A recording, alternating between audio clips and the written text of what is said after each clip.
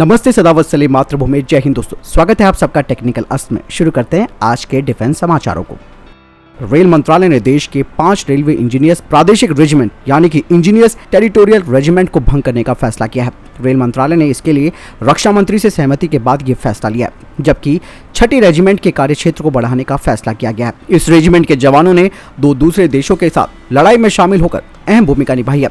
जमालपुर, झांसी, कोटा, आगरा, चंडीगढ़ और सिकंदराबाद में स्थित 6 रेलवे इंजीनियर्स प्रादेशिक सेना रेजिमेंट की मौजूदा कार्यात्मक स्थापना की समीक्षा के लिए रेल मंत्रालय में 3 कार्यकारी निर्देशकों और प्रधान कार्यकारी निर्देशक की एक समिति का गठन किया गया था। इस समिति ने रेलवे रेजिमेंट की परिचालन आवश्यकताओं का पूर्व मूल्यांकन किया और माना जा रहा था कि इसकी जरूरत नहीं है, इसीलिए इसे खत्म कर दिया जाए। वहीं दोस्तों, जलपाईगुड़ी, सिलीगुड़ी, न्यूमल, अलीपुरद्वार से रांगिया मार्ग पर परिचालन भूमिका के लिए जमालपुर में स्थित एक रेलवे इंजीनियर रेजिमेंट का प्रतिधारण सिलीगुड़ी कॉरिडोर के माध्यम से महत्वपूर्ण रेल लिंक को कवर करने के लिए मंत्रालय के द्वारा प्रस्तावित है। बता दें कि रेलवे टेरिटोरियल आर्मी का गठन 1939 में किया गया था। इसने 1965 और 1971 के युद्ध में हिस्सा लिया था। दोस्तों, बढ़ते हैं अगली खबर की तरफ, जो कि रक्षा मंत्रालय से आ रही है। रक्षा मंत्रालय ने महत्वपूर्ण कदम उठाते हुए घरेलू उद्योगों से 76,390 करोड़ रुपए के सैन्य उपकरण और अन्य साजो सामान खरीदने को मंजूरी दे दी है। मंत्रालय के बयान के अनुसार रक्षा मंत्री राजनाथ सिंह की अध्यक्षता वाली रक्षा खरीद परिषद यानी कि डीएसी ने इन प्रस्तावों को मंजूरी दे दी है। बता दें कि रक्षा मंत्रालय के इस फैसले से आत्मनिर्भर भारत अभियान को और ताकत मिलेगी और आधुनिक हथियार होने से भारतीय सेना और सशक्त होगी। इसके अलावा स्वदेशीकरण को बढ़ाने के मकसद से डीएसी ने एचएएल के द्वारा निर्मित ड्रॉनियर विमान और SU-30 MKI एरो इंजन के निर्माण के प्रस्ताव को भी मंजूरी दे दी है।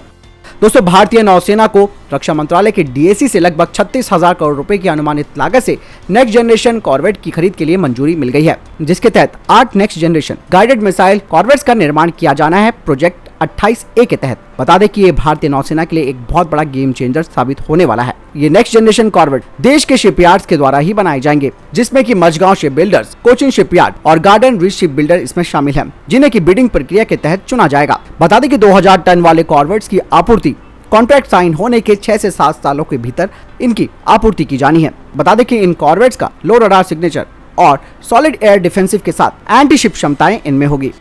अगली खबर भी रक्षा मंत्रालय से आ रही है। डिफेंस एक्विजिशन काउंसिल एक वर्चुअल मीटिंग आयोजित करने वाली है, जिसके तहत भारतीय सेना के लिए 220 एयर डिफेंस गन, जिनकी कीमत 6,000 करोड़ रुपए है।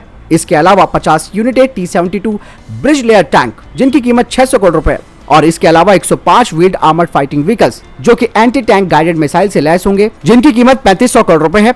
इस पर अहम फैसला लिया जाएगा। इसके अलावा 12 Swati mark 2 weapon locating radar की खरीद भी इसमें शामिल है। यही नहीं, इसके अलावा भारतीय वायुसेना के लिए 3 सिग्नल और कम्युनिकेशन एयरक्राफ्ट की खरीद के लिए भी इस पर विचार विमर्श किया जाएगा, जिसकी कीमत लगभग 5,000 करोड़ रुपए होगी। बढ़ते अगली खबर की तरफ, जो कि MRFA डील को लेकर आ रही है। दोस्तों, एक नई रिपोर्ट सामने आई है MRFA डील को लेकर, जिसमें कहा जा रहा है कि 114 MRFA डील के तहत भारत सरकार अब इन फाइटर जेट्स की खरीद को 2 भागों में करेगी।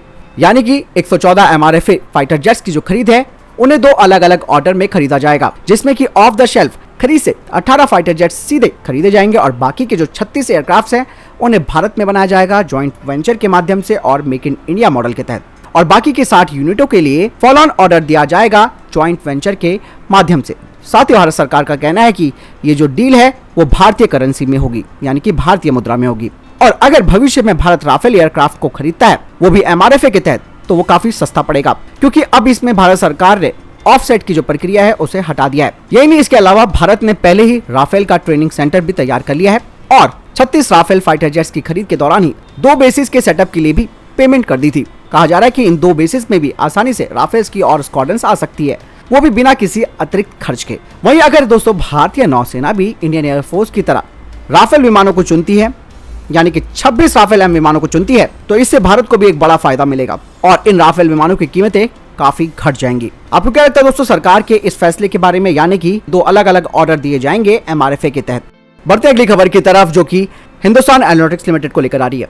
दोस्तों, HAL के द्वारा निर्मित STT-40 बेसिक ट्रेनर एयरक्राफ्ट को अब अपना पहला एयरवर्थीनेस क्लियरेंस सर्टिफिकेट मिल गया है centre for military airworthiness and certification से। बता दें कि STT-40 प्रोजेक्ट ने बहुत तेजी से अपना रिकॉर्ड बनाया है सर्टिफिकेशन प्राप्त करने के लिए, और HAL को भारतीय वायुसेना की तरफ से रिक्वेस्ट फॉर प्रपोजल भी मिला है इनके 70 एयरक्राफ्ट को खरीदने के लिए। इसके अलावा 38 और यूनिटों के लिए भी भारतीय वायुसेना HAL को ऑर्डर देगी।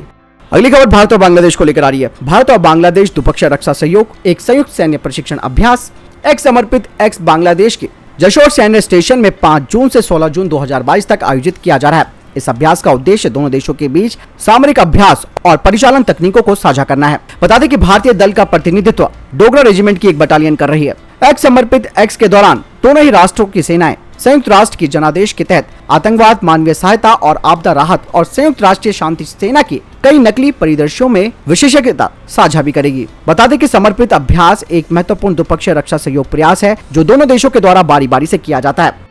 दोस्तों अगली खबर की बात करते हैं तो भारत के विदेश मंत्री एस जयशंकर जी को लेकर आ रही है। दरअसल रूस के साथ दोस्ती और चीन के साथ चल रहे तनाव पर भारतीय विदेश मंत्री एस जयशंकर के यूरोप और अमेरिका को करारा जवाब दिए जाने के बाद अब चीनी ड्रैगन काफी खुश हो गया है। चीन के सरकारी बोपो ग्लोबल टाइम्स का कहना है कि जयशंकर का बयान जटिल अंतर्राष्ट्रीय स्थिति में एक समझदारी भरी आवाज को दर्शाता है। साथ ही एक बार फिर साबित हो गया है कि चीन और भारत अपने विवाद को बातचीत के जरिए सुलझाने में सक्षम है।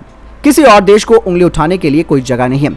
ग्लोबल टाइम्स ने कहा कि यह बयान पश्चिमी देशों के मुंह पर जोरदार तमाचा है। चीनी अखबार ने कहा कि पश्चिमी देश भारत पर दबाव बनाकर रूस के खिलाफ कड़ा रुख लेने के लिए दबाव डाल रहे हैं ताकि चीन और भारत के बीच विवाद को भड़काया जा सके। यही वजह है कि वे कह रहे हैं कि भारत भविष्य में चीन से यूक्रेन जैसे हमले की स्थिति का सामना कर सकता है। ग्लोबल टाइम्स ने यह भी कहा कि भारतीय विदेश मंत्री एस जयशंकर ने जोर देकर कहा कि भारत चीन संबंधों का रूस यूक्रेन विवाद से कोई लेना देना नहीं है।